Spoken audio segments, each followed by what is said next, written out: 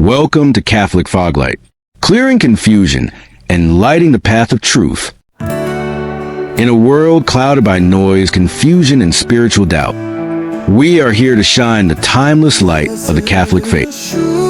Be blessed as you watch. Jesus is mine.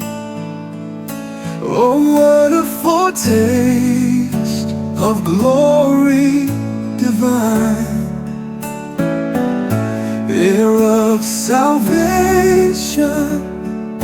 purchase of God, sealed of His Spirit, washed in His blood. This is my story, this is my song, praising my Savior all the day long. This is my story, this is my song, praising my Savior all the day long. Beloved brothers and sisters in Christ, today we step into one of the deepest mysteries of human existence. Marriage as God originally designed it. Before there was sin, before there was brokenness, before there were nations or cultures, there was marriage. Marriage is not a human invention, nor is it merely a cultural arrangement. It was born in the heart of God. In a world where marriage is often reduced to legal documents, fleeting romance, or even dismissed as irrelevant, we must return to the original blueprint of the Creator. What did God intend when He joined Adam and Eve in the Garden of Eden? What was His divine purpose in bringing man and woman together as one flesh? The Bible opens with marriage and closes with marriage. In Genesis, God unites Adam and Eve, and in Revelation, history culminates with the wedding feast of the Lamb. Marriage is not just about human companionship. It is a divine signpost pointing to eternal truths. So let us walk slowly, reverently, and thoughtfully into God's Word. Let us hear again the heartbeat of the Creator. Let us rediscover God's original intention for marriage. Therefore, what God has joined together, let no one separate. Mark 10 verse 9. To understand marriage, we must begin at the beginning. Genesis 1 and 2 are not simply ancient stories. They are revelations of divine design. In Genesis 1 verses 27 to 28, we read, "So God created mankind in His own image. In the image of God, He created them. Male and female, He created them. God blessed them and said to them, 'Be fruitful and increase in number. Fill the earth and subdue it.'" Here lies the foundation. Humanity is created in God's image, but that image is revealed in the union of male and female. God did not create humanity as isolated individuals, but as a community of love, a reflection of His own eternal communion. Father, Son, and Holy Spirit. Marriage, then, is not an afterthought. It is woven into the very fabric of creation. In Genesis 2 verse 18, God speaks words that echo through the ages. "It is not good for the man to be alone. I will make a helper suitable for him." Notice, before sin entered the world, before Adam's fall, there was something not good. Man was alone. Why? Because man, made in the image of a relational God, could not fully reflect God's nature in isolation.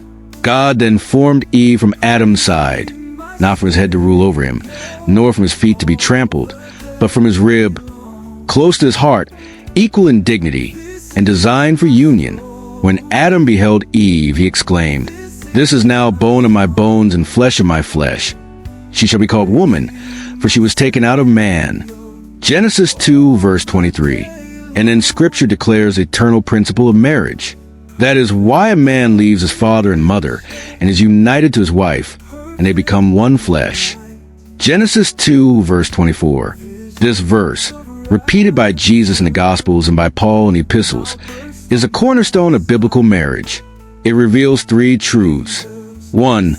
Leaving, marriage requires a new priority, where husband and wife form a new family unit. 2. Cleaving, a permanent covenantal union is formed. 3. Becoming one flesh, a mystery of unity, intimacy, and shared life, both physical and spiritual. Thus, Marriage is not just about companionship. It is about covenantal union, a oneness that reflects God's image in creation. One of the greatest confusions in our modern world is to treat marriage as a contract rather than a covenant. A contract is based on mutual benefit. I give you this. If you give me that, it is conditional, fragile, and easily broken. But marriage, in God's design, is a covenant. A covenant is deeper. It is a sacred bond sealed before God, often marked by sacrifice. In marriage, husband and wife enter a covenant not only with each other, but with God. This is why Malachi 2 verse 14 rebukes those who treat marriage lightly. The Lord is the witness between you and the wife of your youth. You have been unfaithful to her, though she is your partner, the wife of your marriage covenant. Marriage, then, is not merely about human promises, but about divine witness. When a man and woman vow to love, honor, and cherish one another, heaven itself records that covenant. Jesus declared in Matthew 19 verse 6, "So they are no longer two, but one flesh. Therefore what God has joined together, let no one separate." Notice, it is God who joins them. Marriage is not merely a human arrangement, but a divine act. The joining of husband and wife is the work of the Creator.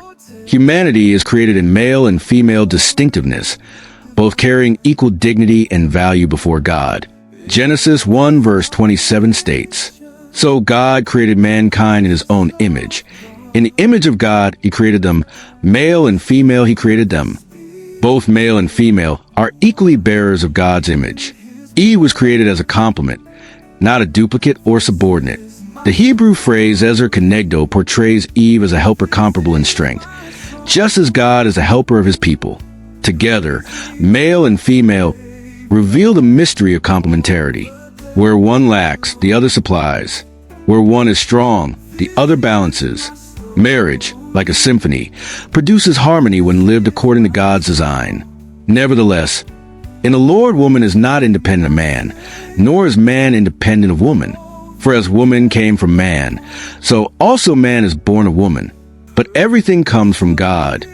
1 Corinthians 11 verses 11 to 12. Marriage reflects the unity and diversity of God himself. The Trinity is one God in three persons, Father, Son, and Holy Spirit.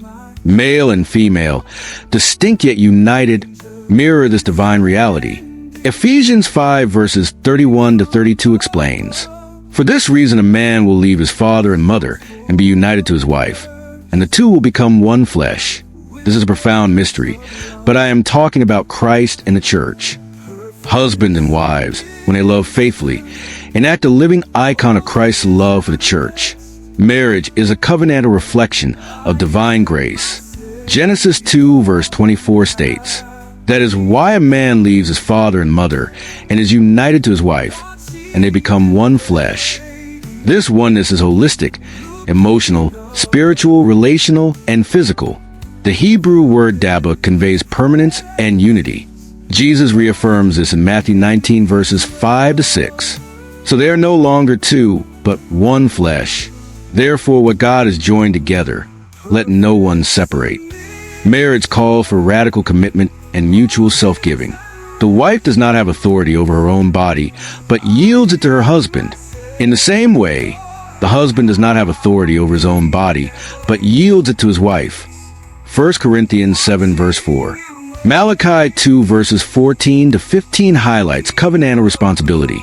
"The Lord is the witness between you and the wife of your youth. Did he not make them one, with a portion of the Spirit in their union?" Marriage mirrors God's faithfulness. Even when human weakness emerges, the covenant calls for endurance, forgiveness, and sacrificial love.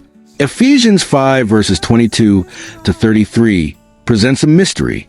Husbands, love your wives, just as Christ loved the church, to present himself as a radiant church.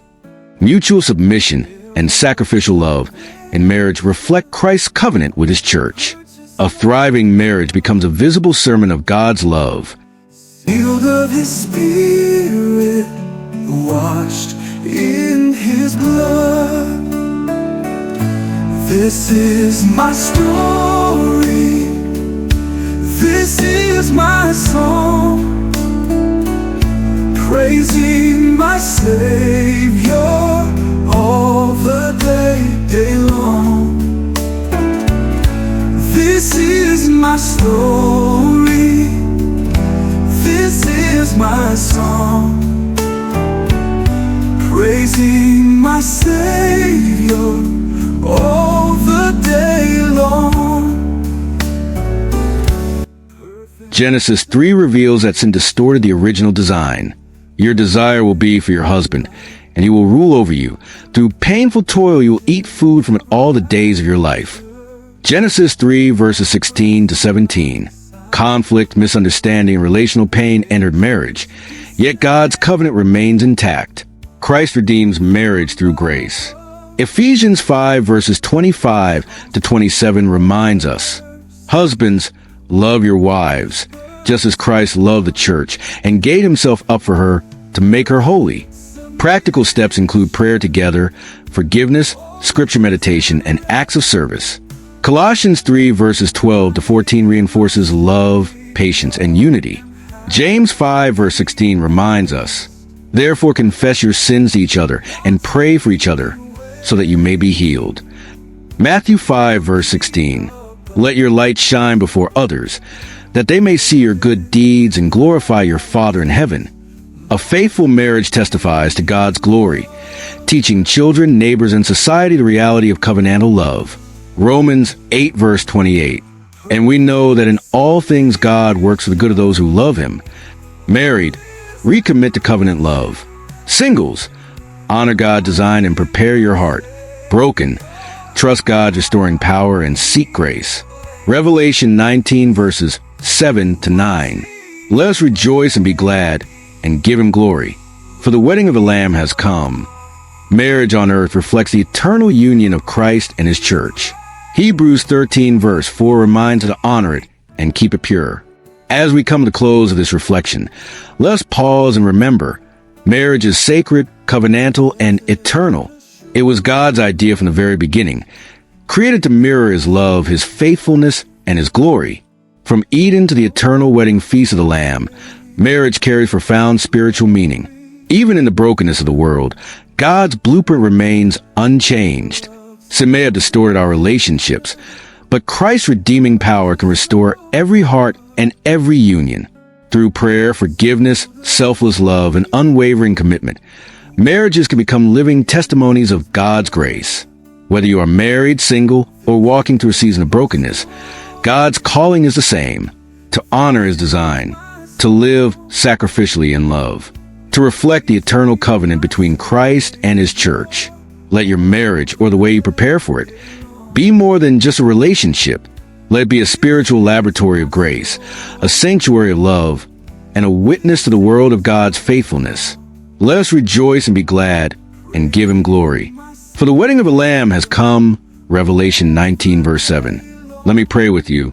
Heavenly Father, thank you for the gift of marriage, the covenant of love, and the reflection of your glory.